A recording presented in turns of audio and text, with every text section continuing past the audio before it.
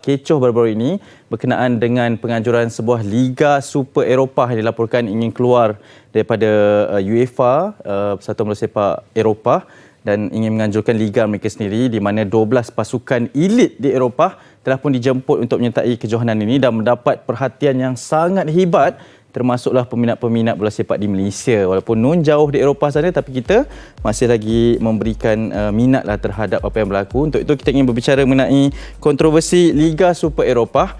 Untuk itu kita bersama dengan pakarnya iaitu Encik Muhammad Sadiq Mustafa, Pensyarah Kanan Fakulti Sains Sukan dan Rekreasi UiTM Shah Alam. Assalamualaikum, selamat pagi Ustaz Sadiq. Waalaikumsalam warahmatullahi wabarakatuh. Ya. Dia punya penekanan perkataan pakar tu ya tu Nik. Betul. Memang pakar inilah orang yang kita sentiasa rujuk. Itulah dia maksudnya. Encik Sadiq, kita nak berbicara mengenai Liga Super Eropah. Kita tinggalkan sedikit Liga Bola Sepak Malaysia ni seketika kerana sekarang yang sedang berlaku kontroversi adalah berkaitan dengan Liga Super Eropah. Mungkin bagi pemahaman penonton Malaysia hari ini, apa sebenarnya yang cuba dilakukan dengan pengenalan Liga Super Eropah ni, Encik Sadiq? Dia adalah satu komplimen kepada Liga Champions League dan Liga UEFA yang dianjurkan oleh Persatuan Bola Sepak Eropah. Bagi mereka, liga-liga yang dianjurkan ini, yang pertamanya dia kata gagal memenuhi cita rasa era media digital. Itu yang dibangkitkan kenapa perkara itu nak dilakukan. Yang kedua, kerana Liga UEFA, Champions League dan UEFA itu dimonopoli oleh kelab-kelab handal saja.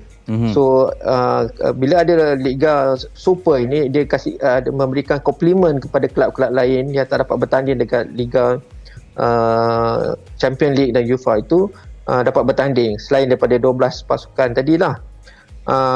Bagi saya, dari aspek model penyagaan yang ingin dianjurkan itu adalah daripada pembacaan saya, mereka ingin menjadikan broadcasting tu sebagai elemen untuk menjana kewangan dan dalam menjalankan atau melaksanakan Liga Super itu. Yeah. So dalam konteks ini kita memang betul lah kalau kita tengok dari segi aspek kekuatan broadcasting, sport broadcasting ni boleh melangkaui Eropah itu dengan kelab-kelab yang akan bertanding dalam liga itu akan mempunyai fanbase yang besar. Jadi dalam konteks ini mereka berupaya menarik perhatian penaja-penaja selain dari aspek yang mereka ada sekarang lah. Itu yang mereka yakin untuk melaksanakan Liga Super itu. Saya melihat kepada sebab kita tahu tadi saya tertarik dengan perkataan dikatakan bahawa ianya adalah business model, satu entiti lakukan untuk perkembangan bisnes. Bagaimana dengan beauty of the game, kecantikan bola sepak itu sendiri, seni kepada bola sepak? Adakah ianya sesuatu yang praktikal kita lakukan, hanya 12 pasukan elit bertanding atas sebab untuk broadcasting money dan sebagainya? Apa akan terjadi kepada sukan itu sendiri, Cik Sadiq? Okey, kita pasal art and science ni, kita lihat bila kita pasal wang, art and science can buy, the money can buy the art and science, benda-benda tu. Tetapi dari skop 12 tu, 12 pasukan asas, dia akan menjadikan ada penambahan kepada 20 pasukan. So memberikan ruang kepada pasukan lain untuk masuk. Jadi 12 pasukan asas tu tidak akan terkeluar daripada Liga Super itu, dia punya modelnya.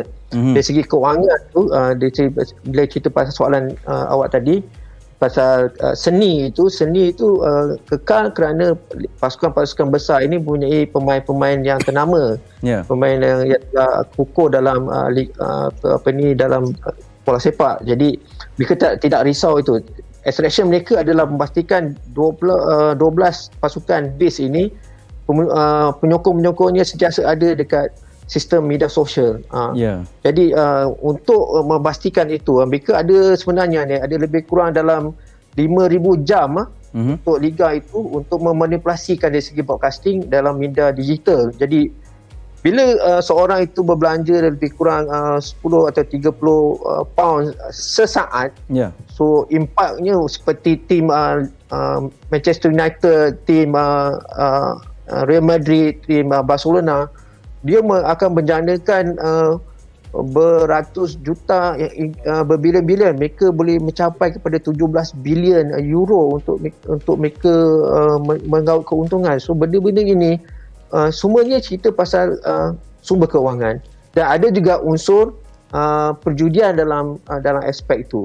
Yang mungkin kita agak tak biasa dengan di Malaysia, tetapi di Eropah itu adalah ada hubung kait liga model perniagaan itu dengan perjudian. Dengan konten masa yang mereka ada selain daripada broadcasting itu sendiri.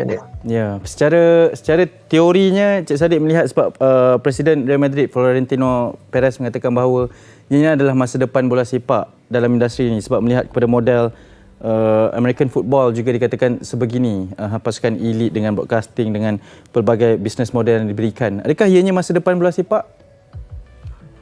Ya, dan mungkin ada satu cabaran lain kepada UEFA untuk berfikir dalam konteks yang lebih luas dalam memberikan tahap kepuasan kepada satu pengurus pemilik kelab-kelab besar di Eropah yang ingin mereka inginkan sumber yang lebih untuk menampung kerugian yang mereka alami dalam 2 musim yang terkini.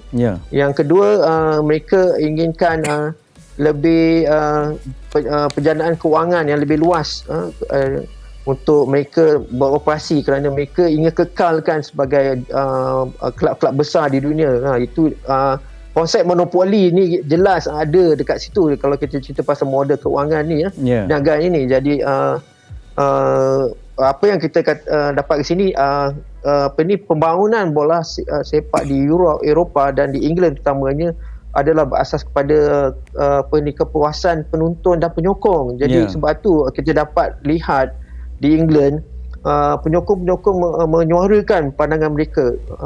Football is for fans. Okey, itu yang pernah saya alami bila saya berkunjung ke Liverpool.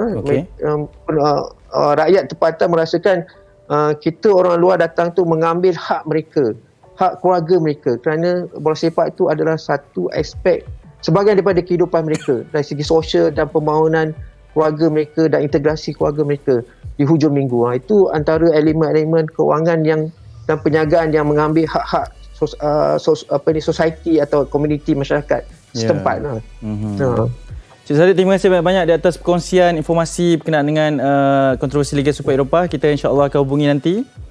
Sama-sama, Anip. Jumpa lagi. Selamat berpuasa. Betul, selamat berpuasa juga diucapkan kepada Cik Saddiq dan juga seluruh keluarga, insya-Allah, kerana sudi berkongsi berkaitan dengan kontroversi Liga Super Eropah. Encik Muhammad Saddiq Mustafa, Pensyarah Kanan Fakulti Sains Sukan dan Rekreasi UiTM Shah Alam. Okey, itu sedikit berkaitan dengan apa yang berlaku dalam industri bola sepak dunia.